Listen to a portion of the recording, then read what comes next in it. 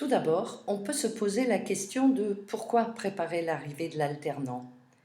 Nous savons tous combien les premiers instants, moments ou heures peuvent marquer ou influer sur la qualité de la relation qui va s'instaurer. Un bon accueil favorisera l'intégration de l'alternant. Il s'agit donc d'être complètement disponible le jour où l'alternant arrive dans l'entreprise. Il vous faudra aussi, auparavant, avoir rassemblé.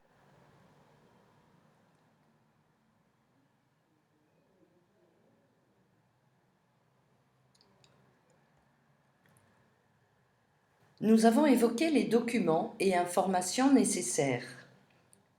De quoi s'agit-il exactement ? Il va s'agir de la convention ou du contrat, du dossier de l'alternant dans lequel vous trouvez toutes les informations concernant l'alternant, un dossier de présentation de l'entreprise, des consignes de sécurité. Il s'agit aussi de voir quelles informations vous avez en termes d'organisation sur les dates, les durées, les rythmes de présence de l'alternant, la préparation du poste de travail, le programme et les objectifs.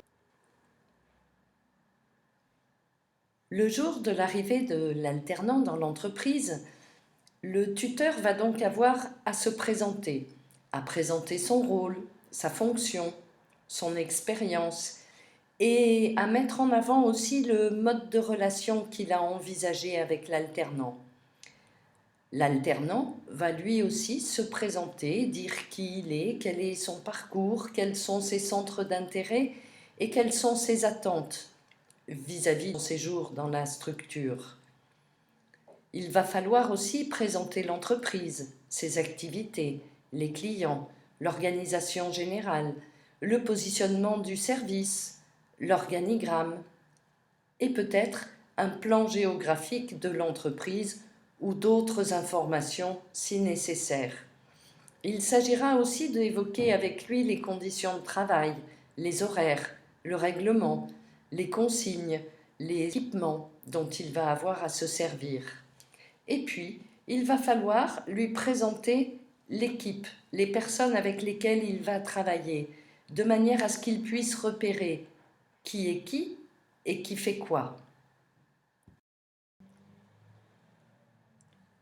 L'alternant va avoir à intégrer des informations relatives à sa formation. Ces informations concernent le référentiel métier, le plan de formation, ce qu'il saura faire en fin de formation et par quoi va-t-il commencer, mais elles concernent aussi les impératifs de production à respecter, quand, sous quelle forme vous allez l'aider à évaluer sa progression tout au long de sa présence dans la structure, quelles sont les autres personnes ressources sur lesquelles il va pouvoir s'appuyer, et puis peut-être encore d'autres informations. Cela fait un grand nombre de choses à intégrer pour lui d'un coup. Peut-être convient-il de faire une fiche récapitulative à laquelle il pourra se référer s'il a un doute.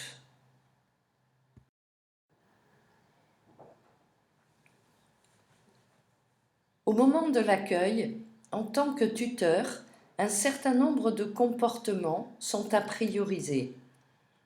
Vous avez à montrer de l'intérêt pour ce qu'il dit et ce qu'il demande, à apprécier les informations qu'il va vous donner, à lui laisser du temps pour qu'il puisse parler et à poser des questions pour qu'il s'exprime afin de vérifier son degré de compréhension.